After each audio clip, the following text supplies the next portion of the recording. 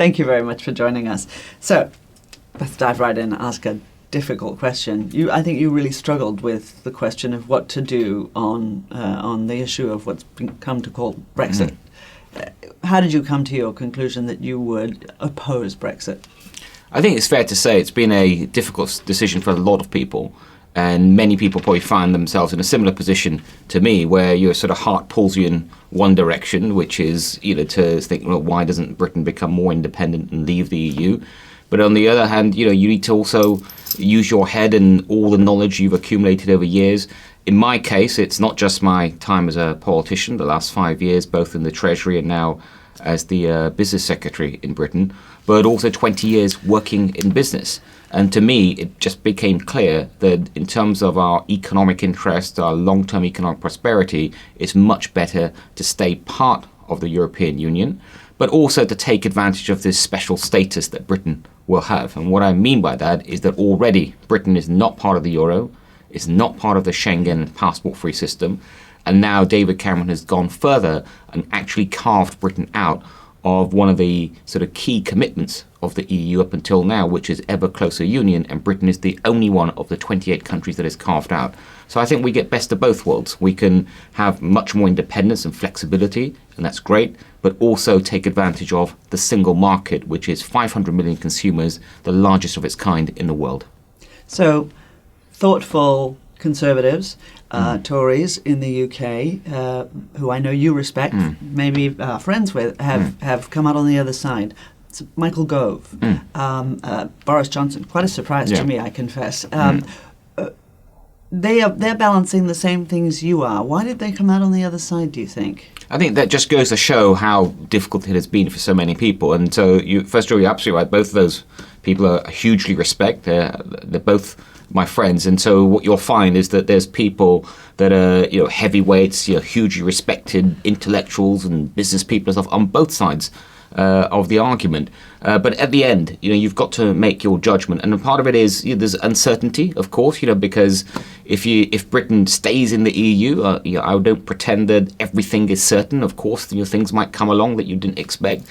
But if Britain leaves the EU, then I think there's much more uncertainty, and where there's it becomes much more difficult for people that support that course of action is to explain what the alternative looks like. And so it's a very big debate, and I actually think in the end it's good to have people that are well respected on both sides of this debate, because you don't want to keep having this debate again and again. And I think to have it properly thought through and allow the British people to make the decision that ultimately we will all accept, it's good that you've got heavyweights on both sides of the argument. How did we come to this?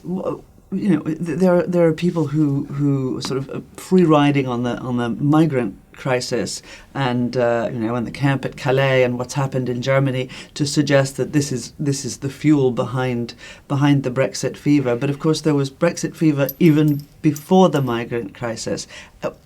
What's the EU done wrong? Well, this has been a long-running debate in Britain. Well, ever since I think you can think back decades, this has been an issue. And I think fundamentally what it goes back to is, if you look back you go right back and think, why was the EU created in the first place? The predecessor organisations. For most of continental Europe, I think for all of it, it was a reaction to World War II. Right? It was about how do we bind countries in Europe closer together so they never have to go through that kind of that kind of horrific killing and that kind of thing ever again. And clearly, if you're more economically bound, then it's going to bring you together. And so that's perfectly sound and perfectly reasonable. For Britain, when Britain joined much later, it was much more about the economics, and it always has been. It was about the single market and having all these consumers on your doorstep, being able to sell your products without customs checks and any problems across all these borders. And that's got a value. And actually, it was Margaret Thatcher that was the biggest advocate of the single market, and rightly saying that, to make it work properly, you're going to have some sharing of sovereignty to set the rules, and everyone sort of accepted that. But it comes with lots of other things that people don't like. So, for example, you mentioned migration flows, and that's been a sort of long-running issue. Not the recent migration we're seeing, but more the legal migration even has been an issue for many British people.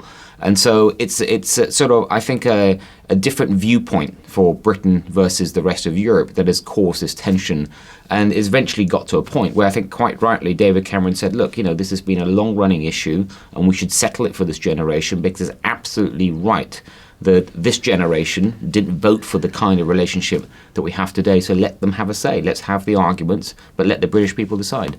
It's interesting. We have seen, since the end of World War II, ever closer union in Europe, whether it was inside the EU or it was simply the product of shared interests after the end of that era, also a shared enemy in the Soviet Union.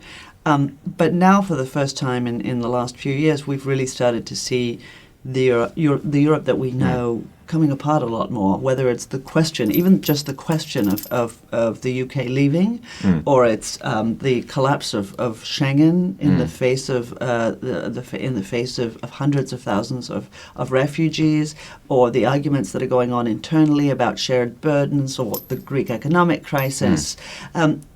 What's happening to the EU? Well, there clearly are these challenges, and on top of that, you can add things that aren't directly to do with the EU, but such as Ukraine and Russia and what's happened there. So there are challenges for Europe, and what it does require, to one extent, it does show you that when you think of the migration flows, which are particularly acute for Greece and Italy right now, whether there was an EU or not, these problems and challenges will probably still be there as well. If you assume that Syria's problem is not to do with the EU, which I don't think anyone is claiming that, you'd still have possibly millions of migrants coming to Europe, and it would still be a Europe-wide problem, and these migrants will still want to spread out through Europe. So isn't it better to actually have some mechanism to try and coordinate and cooperate, however imperfect that looks at the moment? The other side of the coin, we've talked about the challenges, but the single market itself is working. I don't think many people question the ability of the single market or what it has achieved in terms of helping to raise people's incomes by having this this zone where you can trade freely, and it's something Americans would understand. But imagine if you had lots of borders and customs controls between different states in the US. What that would do to the economy, how it would raise costs. So it's not perfect, the single market, yet. It's getting better. It's adding more and more services to what you can trade. But I think people ultimately, they need to balance out the positives with all the challenges that rightly exist. There was a day I might have said that Americans would understand, but right now our leading presidential candidates from both parties are against free trade. Well, and actually, just take Britain. The EU has free trade agreements with, I think, almost 55 territories and countries around the world. I think the US has like 1/5 of that, and so it is an organisation at its best that it can be much more open with the rest of the world and say, look, come and trade with us, and I think ultimately that's a good thing. Right, means jobs, means prosperity. You have no argument from me.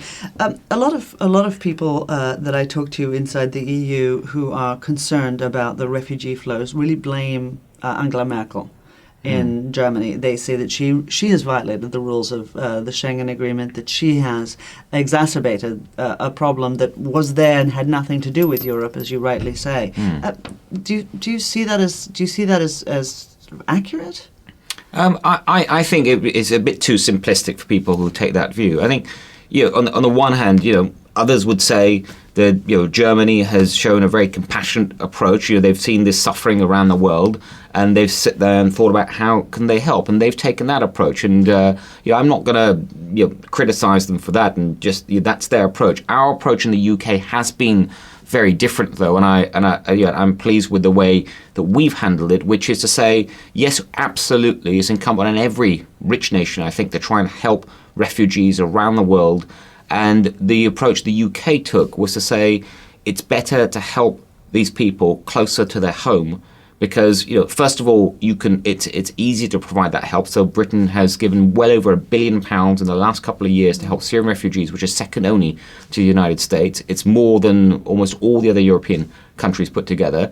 And also, eventually, I think everyone accepts at some point, it might be hard to believe, but Syria, the fighting will stop, and people will want to go back to their home to rebuild it. And it's much easier to do that if you're in Jordan or Lebanon and or Turkey than if you've resettled. And so it's important to help rebuild your community as well. So the kind of support that we've provided, which is everything from refugee camps to education to healthcare, I think that's what really makes a difference on the ground. So let's talk about the problem on the ground then. We've all been disinvesting in defense, all of the NATO allies, the United States included, and we're not doing very much in the Middle East about what's happening in Syria. We're not doing a lot against ISIS. There's a lot of argument about it. Do you think we should be doing more? And when I say we, I mean not just the US, obviously, but the US, the UK, and the allies. Well, we are. So, first of all, the UK. We've had a big debate in the UK quite recently on whether we should extend our airstrikes into Syria. And unfortunately, that debate was won by Prime Minister Cameron, and he made a very strong case and got actually eventually a huge amount of support in the British Parliament. And at the same time, by the way, a few months back, Prime Minister also announced that Britain will meet its 2% commitment in terms of GDP spending on defence. Are you now the only one in Europe? I think we're probably the only one, or one of the few in NATO, actually, that are meeting that commitment. So I think it says a lot about the UK and how it's willing to play its role. But of course, in terms of playing a role in Syria and trying to end this suffering, no one country can do it alone. So it does require US, UK, our allies to work together. The heavy lifting in Europe has been done by France and Britain, and we work very well together with France on that. But it does require the US to stay involved.